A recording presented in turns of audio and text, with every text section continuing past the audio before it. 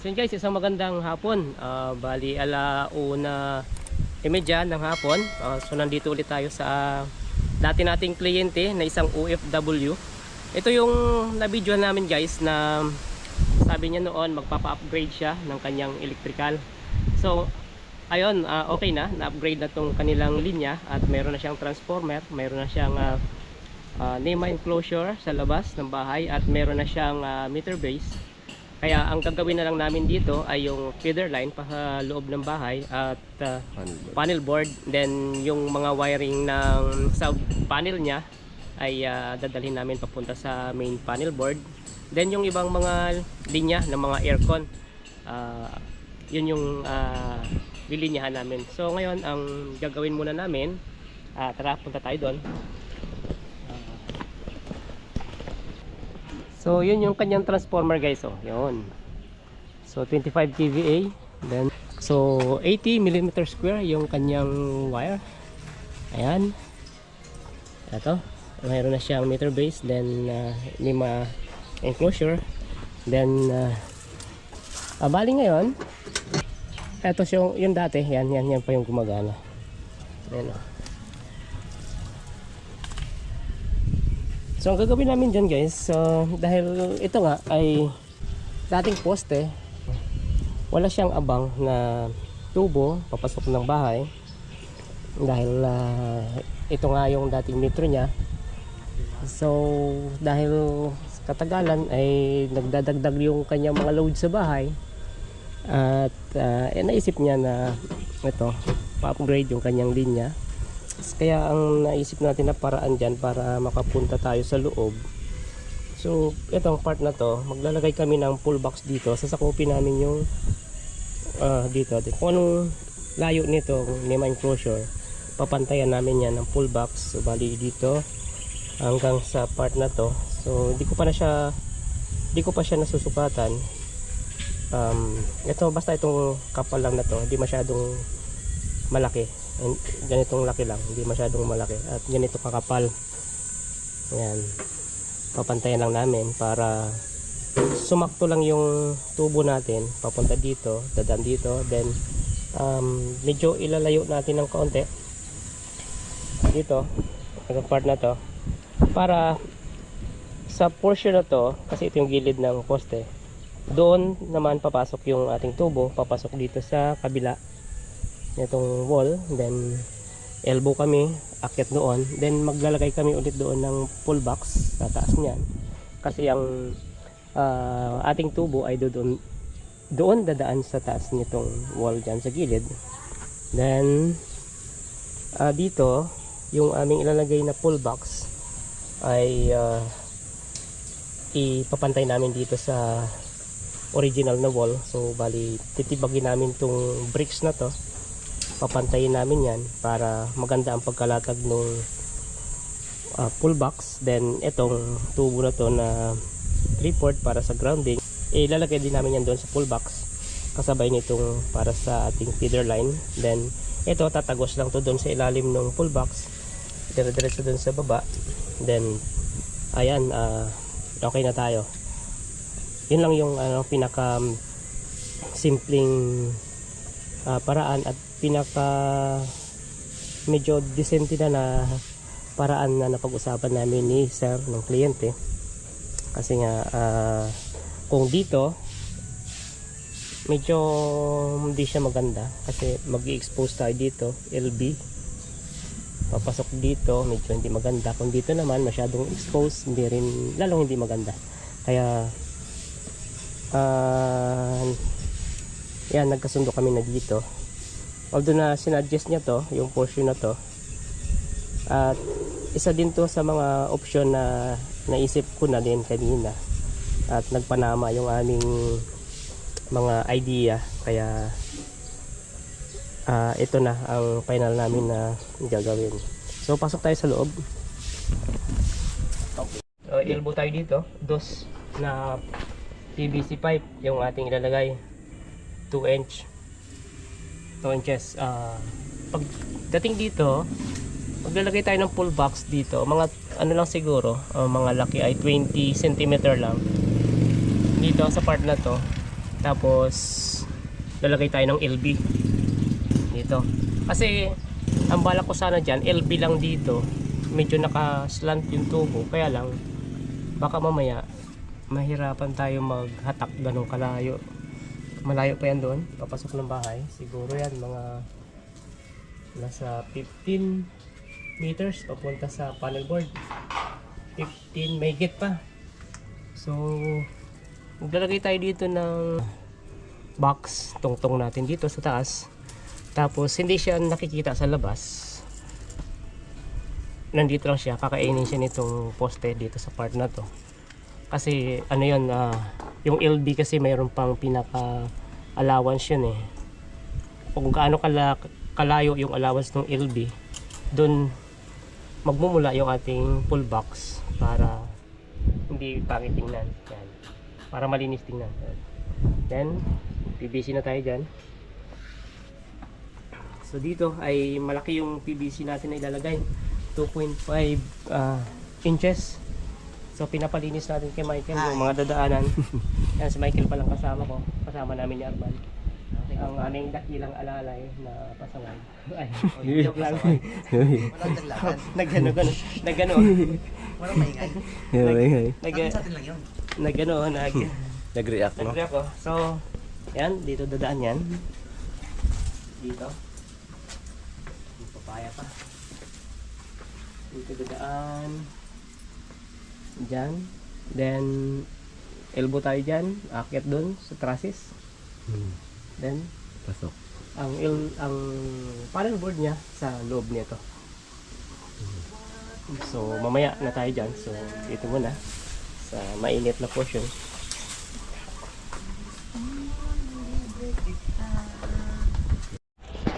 Papalatag na natin kay Michael yung tubo. Bali, ang gagawin natin ay ano muna yan, set up muna, hindi muna natin ipa-final yan. Although nalagyan na natin ng Gano'ng kalayo sa ano? C-clamp, pero hindi natin muna ipa-fix ng todo-todo. So, i-adjust pa naman natin yan. Sige, ganyan muna. Tapos, okay lang yan. Huwag na muna nating lagyan ng solvent para pag nakapaglagay tayo susunod ng pull box, pwede pa natin iurong-urong to. Oh, sige, kasi ngayon yan lang muna ang gagawin natin dahil nga pinag-aralan pa natin na mabuti yung gagawin doon. Ano, talk na natin ta? Oh, bakit? Sige, tara. Ay, okay, sak muna tayo pala. Tao po. Like, pwede. Isa. Ay, teka, wala ka pa lapis, di ba? Yung nga sa bag mo yun. Yung talks mo. Yung bag mo. Ayun. Bag ba? Hindi may ikutok. I-hammer mo.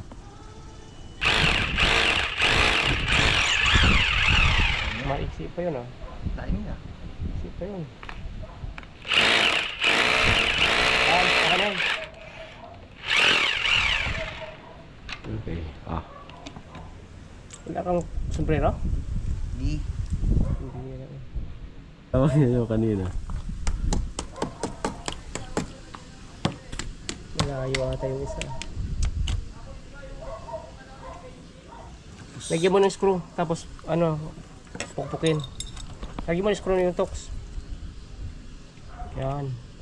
Pukpukin. Huwag masyado ang baon kasi ano yan, nga. Okay, ayaw. Mali. Kaya mo konti. Bilahin mo yun.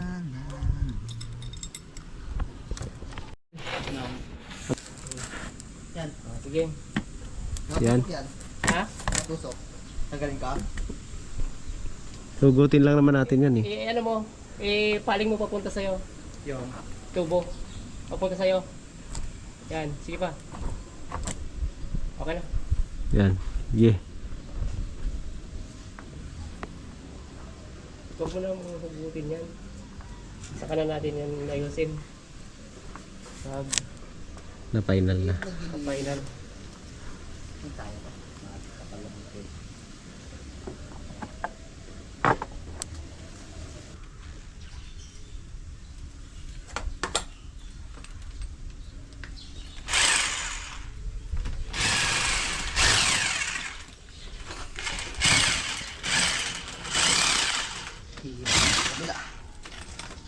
tagal na daw. Binubuli ko ba kay Dods? Pinuli mo nung nakaraan. Binuli ko daw siya. Narinig ko lang, binuli mo siya. Ako nakarinig. Guys, palitan din natin yan ng bagong crank.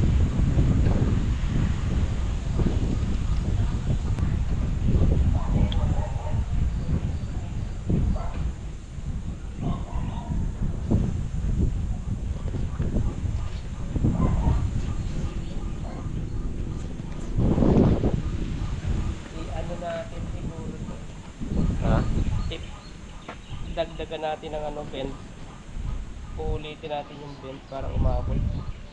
Layo. Shout out mo, shout out mo. Nabuburo na lang sa probinsya. Nabuburo ba? Sabi niya dapat si Michael yung nandito eh.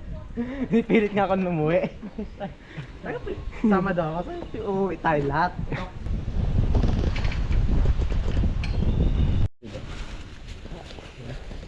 So guys, may pamerienda si Sir, oh. Tapos bumili si Michael ng merienda. Tapos yung pamilya si Michael. Pamerienda ni Michael. Ayan, oh. Ketchup. Paborito natin yan. Diba? Pa natin. Dun, oh. Wala kuya Dod. Sige, sige. Doon pala ako. Naligo. Wait lang. Wait Oo, lang. okay. Sa cellphone. Wait lang. So yun guys, ito yung order natin na full box, bali 2 piraso. Yung isa 30 cm by 24 cm by 14 cm. Yung isa 34 cm by 14 cm by 19 cm. Ito yung lalagay natin dito sa baba. Medyo parang pahaba siya. Tapos mabarina ay bubutas sa wall, patagos sa kabila, elbow na lang papunta dun sa abang natin na PVC na may full box din na ito yung full box niya doon sa loob, 30 cm by 24 by 14 cm. Ayan. Tapos ito yung ating mga additional na mga bibilhin. At pagbalik natin siguro yun muna kasi wala pa yung panel board natin na ilalagay, so medyo ilang araw pa yan siguro natin bago mabalikan dahil papabricate pa natin to. So kung makapag-fabricate ng kakayanin ng 2 araw sa ating supplier, yan, balikan natin to next week. Bali yan, inayos ko na rin pala yung sa service entrance nya, yung mga clamp nya. Yan, nilagyan natin ng mga clamp. Then eto, dito tayo, full box kami dito. Yan, sinabi ko kanina. Yan, hanggang dito yon para malwan maghatak kasi ang paghatak natin pwedeng papunta dito. Then yan yung nagawa natin, punta dun sa loob.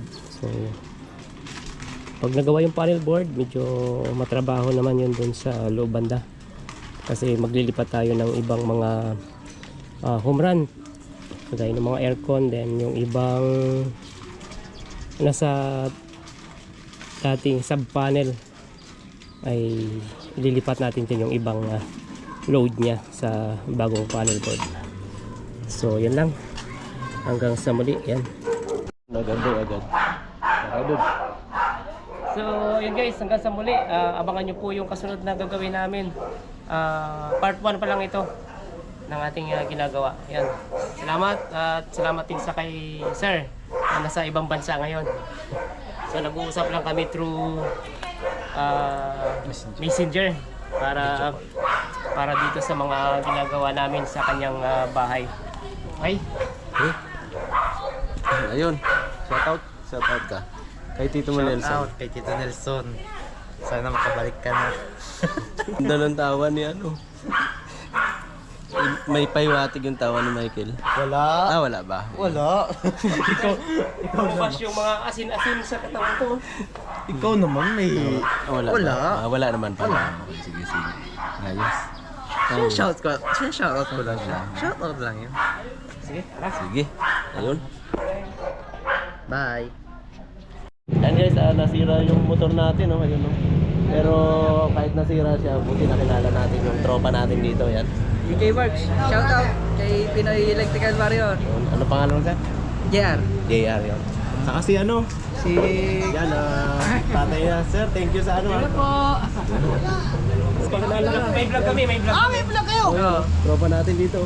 Sir, medyo kasi, na-interview kasi, Na-interview tayo guys. kasi guys, yung mga dito kasi sa lugar namin, hindi kami naninigaano na mahal. Ayun. Shoutout sa mga sa mga Pinoy Electrical Warrior. Electrical Warrior, tsaka yung, pa ito? Ayun, Works. Yan, dito na yung magpagawa guys. Dito kami nagpagawa. Mga tropa natin kami dito. ng mga konting mga andito kasi. Wala kami, bigyan mo na konting bigyan mo na konting customer kasi mabait kami rito. Thank you, sir. Thank you. Sir, Thank you po. salamat ha. Apo, ingat sa biyahe. Thank you.